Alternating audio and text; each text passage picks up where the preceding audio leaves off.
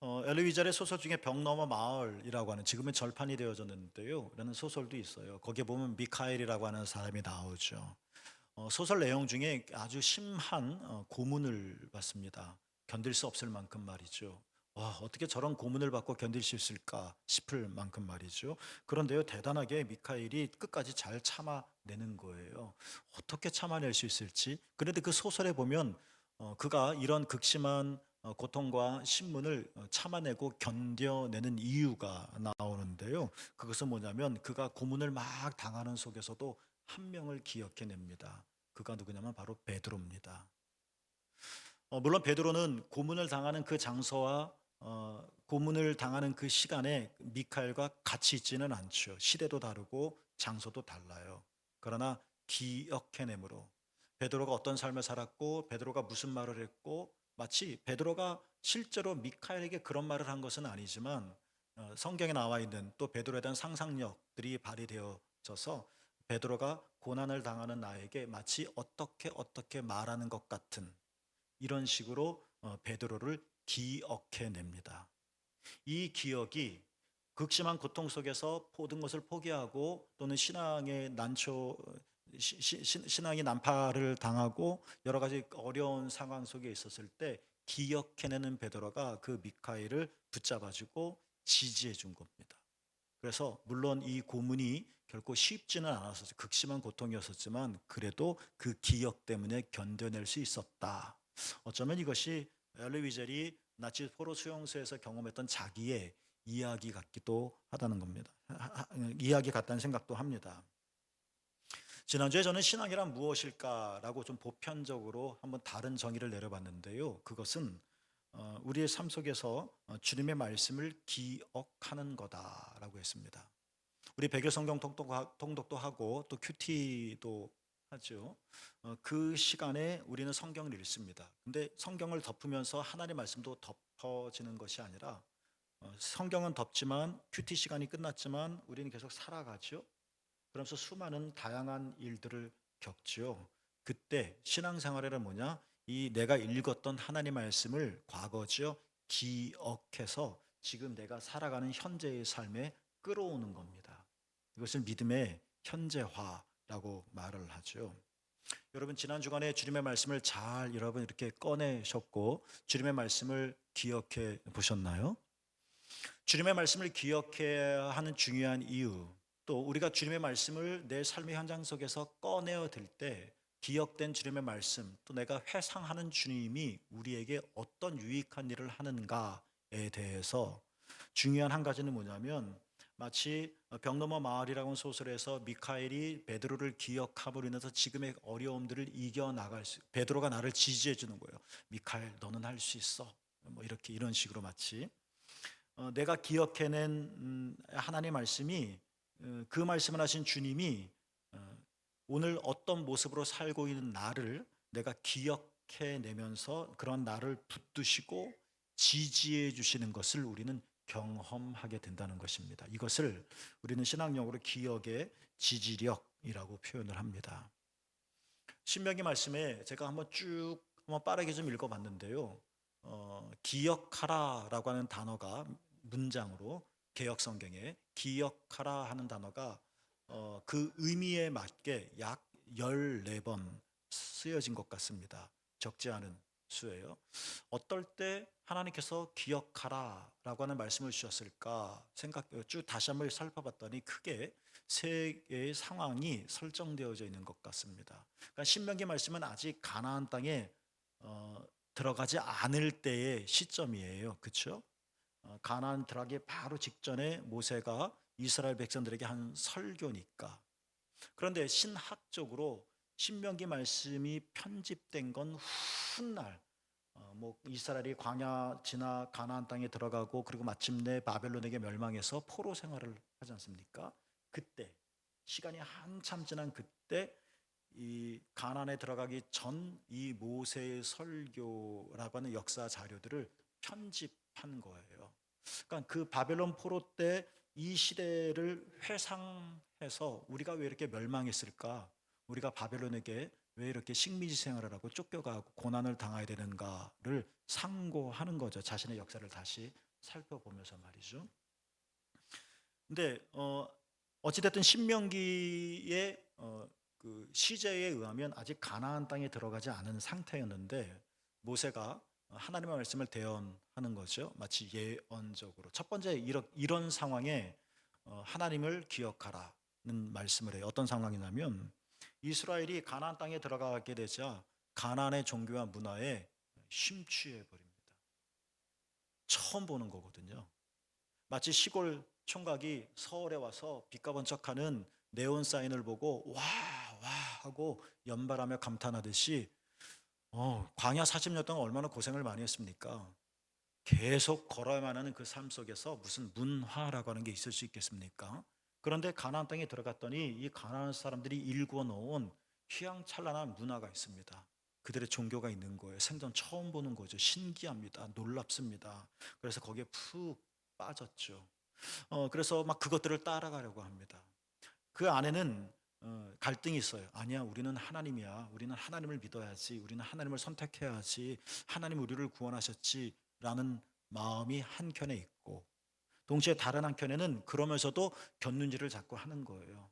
하나님을 보면서도 귀는 가나안의 문화에 열려 있는 거예요. 너무나도 멋지고 너무나도 화려해서 내 영혼을 쏙 빼가니까 말입니다.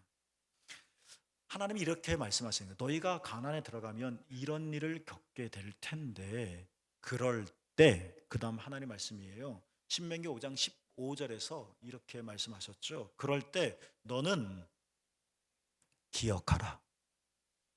네가 애굽 땅에서 종이 되었더니 네 하나님 여호와가 강한 손과 편 팔로 거기서 너를 인도하여 내었다. 이거를 기억하라는 겁니다. 우리도 세상 문화가 좋죠. 왜 이렇게 즐거운지, 왜 이렇게 재미있는지, 그렇죠? 막내하고 노래방, 코인 노래방 갔는데 재밌더라고요. 네. 자극적이죠. 우리의 감각들을 콕콕 찔러주니까 시간 가는 줄 모르죠. 세속 문화가 좋아서 뭐 세속 문화가 다 나쁜 거는 아니지만 와, 내가 세속 문화를 신으로 섬기고 세속 문화에 심취해서 뭐 그 자체는 뭐 죄가 아니지만 그러나 그것 때문에 하나님과 멀어질 수도 있고 또 그 문화의 어떤 부분은 하나님과 반대인 것일 수, 성경적인 것과 반대일 수도 있는데, 그러나 이러면 안 되는데 이러면 안 되는데 하면서도 너무 매력적이어서 끌려갑니다. 남이 눈치채지 못하게 슬슬슬슬슬 끌려갑니다. 야, 돈이 최고지. 돈이 최고야. 돈 없어봐 살 수 있겠어? 요즘은 여자는 예뻐야 돼. 남자는 근육질이어야 하고, 이게 현대 문화잖아요. 그래, 내가 인기 없는 것이 매력적이지 못해서 그런가? 예쁘지 않아서 그런가? 근육이 없어서 그런가? 이것들로 나의 가치를 판단하고 그래서 내가 좀 그렇게 가려고 할 때 하나님께서 오늘날 우리에게도 이렇게 말씀하시는 겁니다. 너는 기억해라. 뭐를요? 네가 애굽 땅에서 종이었었지. 그때 하나님께서 강한 손과 편팔로 너희를 인도해 내셨지. 이 사실을 기억해라 하는 겁니다. 뭐가 내 영혼을 쏙 빼먹어서 하고 충동이 막 일어나서 이 욕망을 절제하지 못하고 질질질 끌려가고, 아니면 그 사이에서 심각한 갈등을 겪고, 그럴 때 너는 기억해라. 하나님이 종되었던 너희를 하나님이 구원하셨다는 사실을. 이 세속의 문화가, 이 바알의 신이 너를 구원해 주는 것이 아니다는 사실을 기억해라. 그렇죠 하고 마치 큰 화려한 빛이 내 영혼을 빵 쳐서 넋 잃은 사람처럼 끌려갈 때 이 말씀을 기억하게 하셔서 나로 맞아 맞아 하면서 세속을 따라 끌려가려고 하는 이 유혹을 물리칠 수 있게 해준다는 것입니다. 여러분, 하나님의 말씀이, 주께서 하신 말씀이 우리 영혼 안에 기억되기를 정말 바랍니다. 신명기를 읽어보면 또 두 번째 정황을 이야기하고 있어요. 이런 경우도 있더라고요. 다 모세가 이제 가나안 땅에 들어가게 되어졌을 때 이럴 텐데라고 예견한 듯한 말인데요. 이스라엘이 적과 꿀이 흐르는 땅이라는 하나님의 약속의 땅에 들어가지 않았습니까? 근데 성경에 보면 이렇게 말씀을 하셨죠. 너희가 거기 들어가 보면 너희들이 수고하지도 않았는데 이미 모든 것이 가득가득 온갖 것들에 채워진 집이 있을 것이다. 이 표현이 참 멋있잖아요. 너희가 파지도 않았는데 이미 거기엔 파여진 우물이 있을 것이다. 너희가 애쓰지도 않고 너희가 씨를 뿌리지도 않았는데 그 땅에 들어가면 포도원이 있고 감람나무가 있을 것이다. 이런 말을 해요. 그러니까 하나님이 약속하신 땅이 얼마나 좋은지에 대한 묘사인 거예요. 그래서 너희들은 그곳에서 정말 마음껏 배부르게 먹게 될 것이다. 연관지어서 또 이런 말씀도 나오죠. 그래서 너희들은 너무나도 좋은 땅이기 때문에 너희는 그곳에서 번성하게 될 것이다. 여러분 너무 멋지지 않아요? 그게 하나님의 약속하신 땅이라는 거예요. 그런데 모세가 이런 말도 해요. 그런데 너희들이 거기서 배가 든든해지고 광야에서는 다리 아프도록 걸어 다녔는데 이제 걸어 다닐 필요도 없고 광야에서는 맨날 똑같은 만나만 먹느라고 질리기도 했는데 여기는 정말 싱그러운 열매, 화려한 문화, 막 심취에 빠지고 막 배 부르고 등 따시고 이제 부자가 되고 번성하고 살만하고, 그러니까 너희들이 그때 이렇게 말할 거다는 거예요. 여러분 보십시오. 이건 신명기 8장 17절에 나오는 얘기인데 여러분 보십시오. 이 재물은 내 능력과 내 힘으로 모은 것입니다 라고 말입니다. 가난할 땐 하나님 도와주십시오라고 기도하고 힘들었을 땐 하나님께서 하신 거죠. 하나님 감사해요 라고 표현을 했는데 이게 계속 지속적이고 창고에 돈이 쌓이고 먹을 만해지고 과수원에 과일이 많아지니까 나도 모르게 도둑놈처럼 스멀스멀 이런 생각이 스며드는 거예요. 보십시오. 이 창고의 재물을 보십시오. 내 능력이지 않습니까? 내 힘으로 모은 것이지 않습니까? 이제 하나님과 완전히 결별하는 듯한, 너희가 이런 유혹을 받게 될 거고 너희가 이런 생각을 하게 될 거다. 너희가 막 지금 직장 생활할 때는 막 조마조마하고 제대로 할 수 있을까 염려스러워서 매일 아침 직장에 들어가자마자 책상에 앉아서 기도하고, 그런데도 어느덧 자기 자리 딱 잡고 회사 내에서도 내 입지가 딱 정해지고 그럴 땐 기도 안 하는, 마치 그런 것처럼 내 힘으로 내 능력이 이 모든 것들을 쌓았다라는 생각이 내 안에 자리 잡고 있을 때 신명기 8장 2절에서 하나님께서 이런 말씀을 하셨죠. 내 하나님 여호와께서 이 40년 동안에 내게 광야길을 걷게 하신 것을 어떻게 하라? 기억하라 말씀하십니다. 추억의 앨범을 들춰보듯이 옛날에 이런 일이 있었지 하면서 과거에 빠져 사는 것이 아니라 하나님이 내가 이렇게 교만해질 때, 다 내 힘과 내 능력이라고 생각하게 될 때, 물론 시험을 보면 다 하나님이 하셨죠 라고 답은 쓰겠지만 그런데 내 안에 나도 모르게 이러한 욕망이 막 슬금슬금 기어 나올 때, 나도 모르게 이 말이 튀어나올 때 하나님이 말씀하신 거예요. 기억해라. 뭐를요? 하나님께서 너희 광야 40년을 하나님께서 걷게 해주셨다. 내 능력으로 그런 것이 아니라 하나님이 걷게 해주셨다. 이 사실을 기억할 때 어떤 일이 일어난다고요? 이 교만한 마음이 내 영혼을 막 사로잡으려고 공격해 올 때 이 말씀이 기억을 통해 내 안에 소생되어져서 내가 교만을 따르지 않고 내가 하나님을 떠나지 않도록 이 말씀이 나를 붙들어 준다는 것입니다. 여러분 하나님의 말씀을 기억하시기를 축복합니다. 신명기 말씀에 보면 또 이런 세 번째 상황도 있더라고요. 신명기 7장 17절에 보면 이스라엘 사람들이 가나안 땅에 이제 막 진입하려고 하는데 깜짝 놀랍니다. 표현대로 걱정 근심해요. 왜 그러냐면 가나안에 살고 있는 7 족속들의 군인들의 수가 자신들보다 훨씬 많기 때문에 그렇습니다. 이건 게임이 안 되는 겁니다. 가나안 땅에 들어가기 위해서 광야를 지금까지 걸어왔는데 이제 마지막으로 싸워야 하는데 강한 겁니다. 사람도 군인 수도 많은 거예요. 우리는 들어갈 수 없을 거야. 우리가 그들과 싸우다 보면 우리는 다 죽고 말 거야. 하고 걱정이, 두려움이 끊임없이 일어납니다.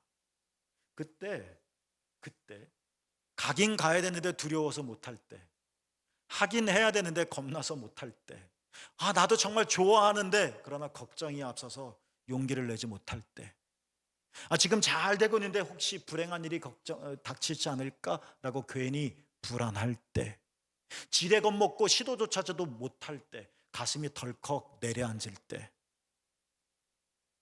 신명기 7장 18절, 이러한 정황 속에서 표준세번역으로 하나님께서 이런 말씀을 하시죠. 그러나 그들을 두려워하지 말고 주 당신들의 하나님이 바로와 모든 이집트 사람에게 하신 일을 어떻게 하라고요? 잘 기억하십시오. 지금 어마어마한 군인들이 있어서 이거 어떡하지? 이거 어떡하지? 우리는 안 될 거야 할 때 주춤주춤거리고 뒤로 돌아설까 하고 고민할 때 기억하라는 겁니다. 뭐를요? 하나님이 예전에 바로와 그 애굽의 사람들에게 어떤 일을 하셨지? 홍해를 가르쳤지, 그 유월절 밤에 어린 양의 사건을 일으키셨지, 장자의 죽음 사건 말이야. 그 하나님이 하신 일들, 하나님이 그때 하셨던 말씀들을 떠올려 기억함으로 인해서 지금 오늘 내가 처한 상황들, 이 가난의 수많은 사람들, 두려워하고 걱정하게 만드는 저 사람들을 어떻게 상대할 건가? 하나님이 똑같이 일하시겠지? 그래서 내가 도망가지 않고 이 두려움 앞에서 벌벌 떨며 뒷걸음질 치지 않고 이 난관을 정면으로 맞서 헤쳐나가지 않고 회피하지 않도록, 내가 담대하게 나가도록, 약해지지 않도록 이 기억해낸 하나님이 하신 일과 하나님이 하시는 말씀을 기억해 줌을 통해서 나를 지지해 주는, 나에게 용기를 불어넣어주는 그런 경험을 하게 된다는 것입니다. 하나님 말씀이 여러분에게 날마다 살아있기를 축복합니다. 이게 신앙이겠죠. 오늘 신약성경에 예수님께서 말씀하셨습니다. 너희로, 중간에 보면 16장 4절의 요한복음, 너희로 그때를 당하면 이라고 말을 합니다. 그때란 1절의 말씀에 보면 이런 단어가 나오죠. 실족이란 단어 말입니다. 너희로 1절에 보면 너희로 실족하지 않게 하려 함이니, 그러니까 실족하게 할 만한 상황이 너에게 닥칠 거라는 얘기겠죠. 사실 씩씩하게 우리는 신앙의 걸음을 내딛다가도 전혀 예상하지 못했던 장애물을 만나면 우리 많이 삶이 아픕니다. 그리고 우리의 마음이 흔들리고 불온해지죠. 너희로 그때를 당하면 우리 어떻게 됩니까? 길이 신장로처럼 쭉 열렸다가 어느 순간 막힌 상황을 마주하게 되면, 하나님의 은혜로 내 마음이 늘 언제나 기쁘고 흥겹고, 그런데 어느 날 짐 빠지듯이, 공기 빠지듯이 쭉 빠져서 쪼글쪼글해지고 내 영혼이 한 주먹도 안 된 것 같이 느껴질 때,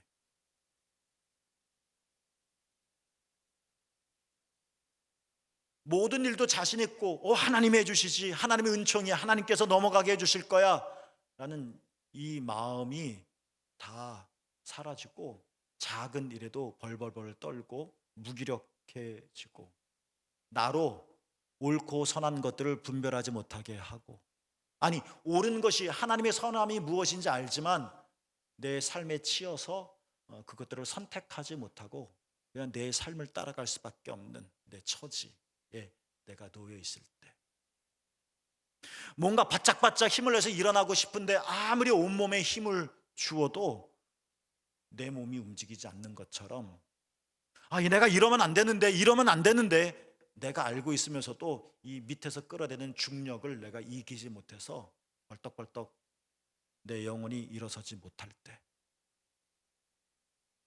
나도 알아요, 내가 왜 그런지. 그러나 이 상처가 너무나도 커서 맨날 이 상처 타령하며 겉돌 때,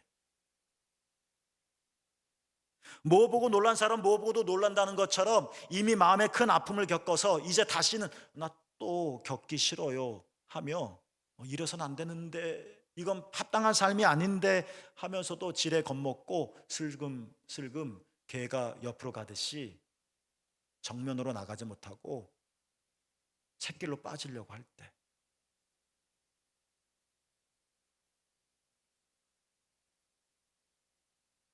너희로 그때를 당하면 어떻게 되나요, 여러분?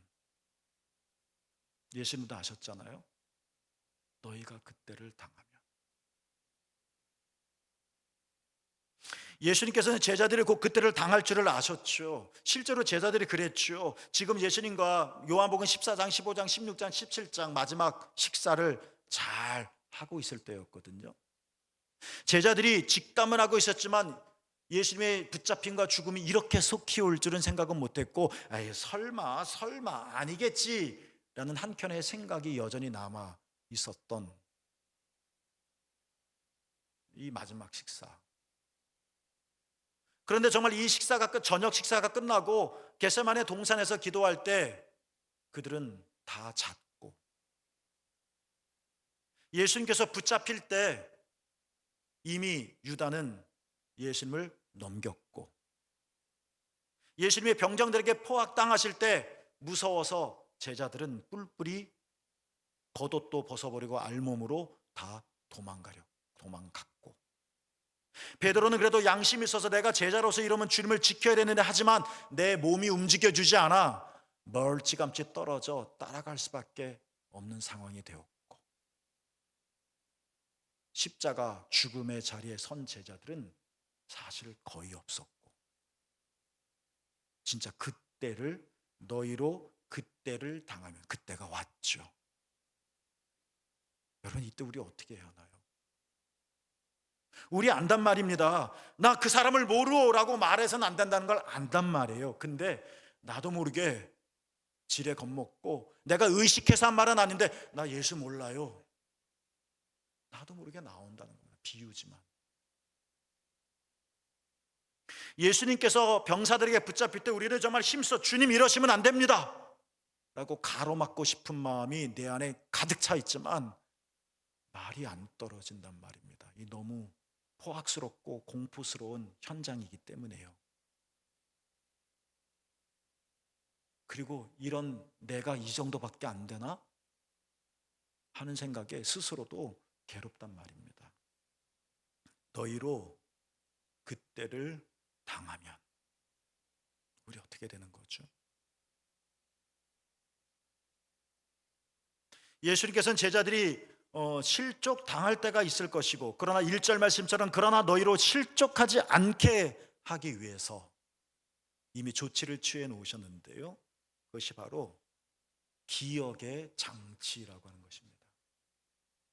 예수님께서는 제자들이 실족할 때 또는 그때 당하게 될 그때 앞서서 주님께서 수많은 일들을 제자들 앞에서 행하셨고, 수많은 말씀을 가르침을 제자들의 귀에 들려주셨고, 그러나 정작 들은 나는 아직 그때가 아니기 때문에 이게 무슨 필요가 있을까 절감하지 못해서 기억하지 못할 수도 있는데, 진짜 그때가 되니까 예수님의 말씀이 기억되어지고, 이 기억도 은총이죠.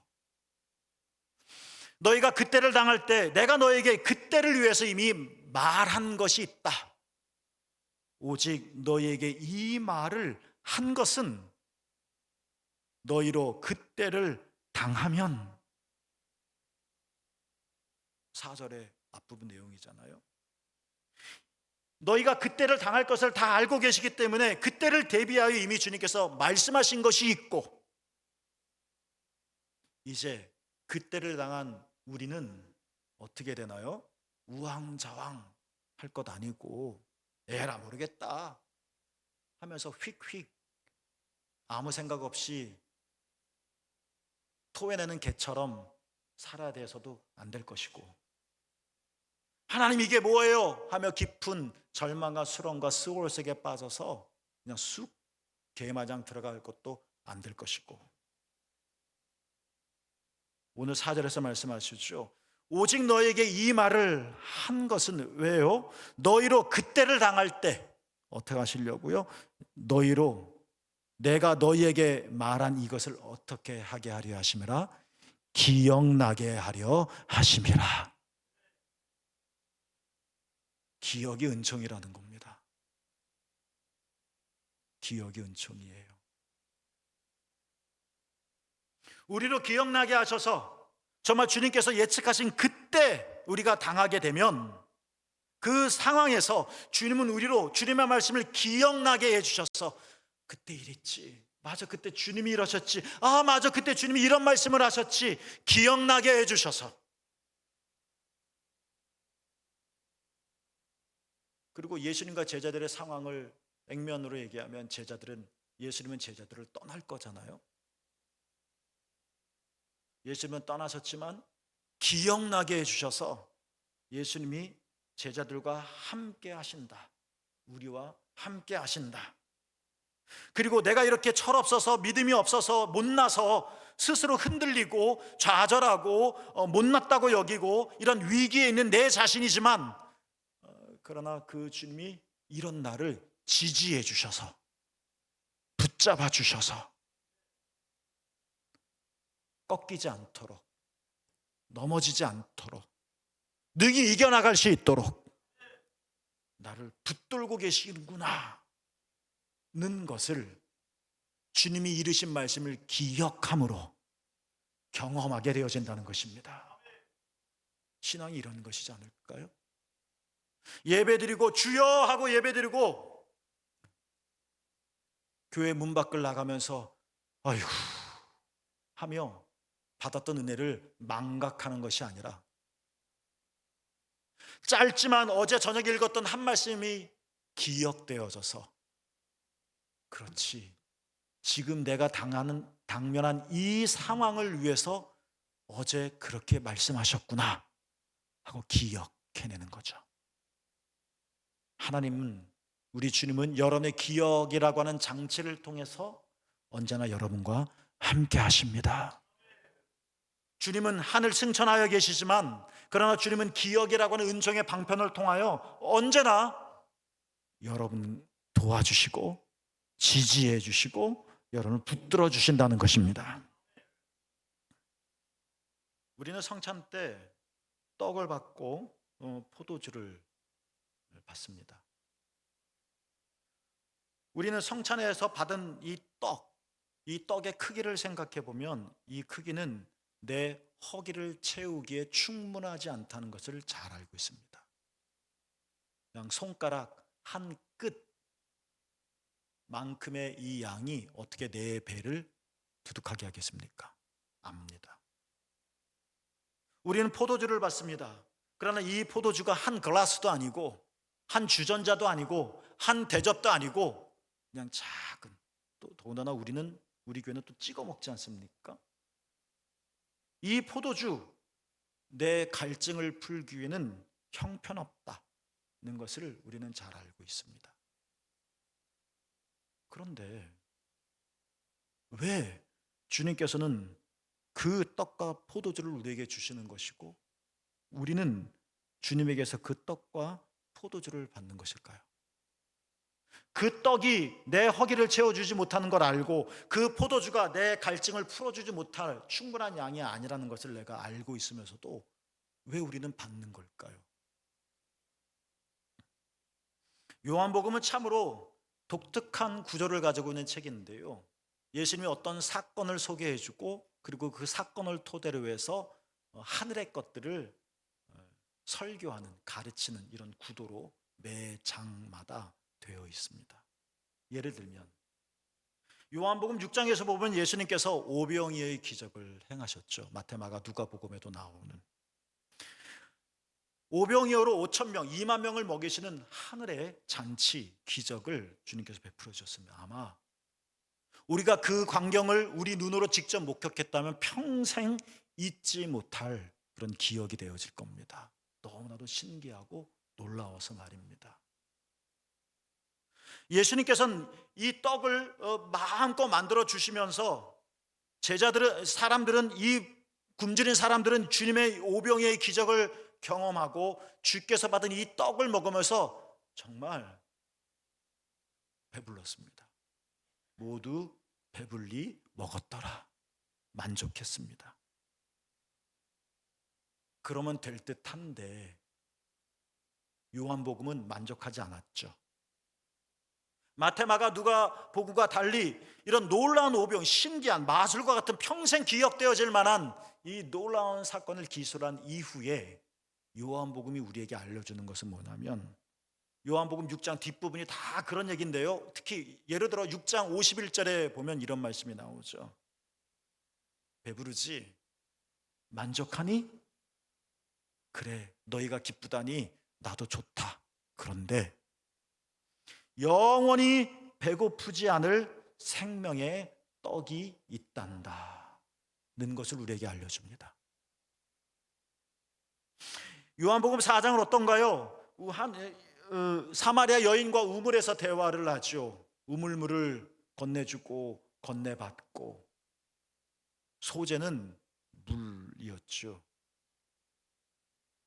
그러나 예수님, 요한복음은 똑같이 그냥 물을 소재로 삼아서 갈증이 나죠.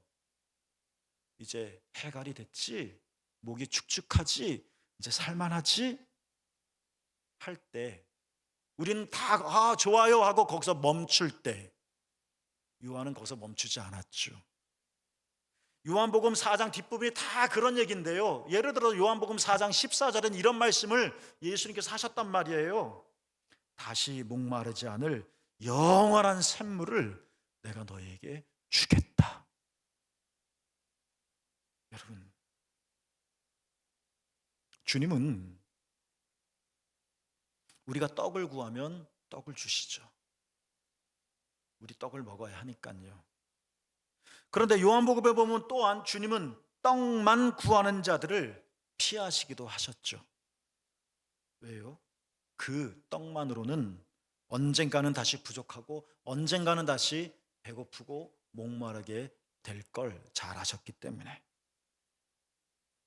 그렇지만 예수님은 우리에게 떡이 필요하다는 것을 아시기 때문에 떡도 주시면서 오병이어의 놀라운 기적, 우물가의 놀라운 기적을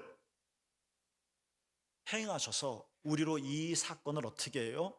기억하게 하시는 거예요.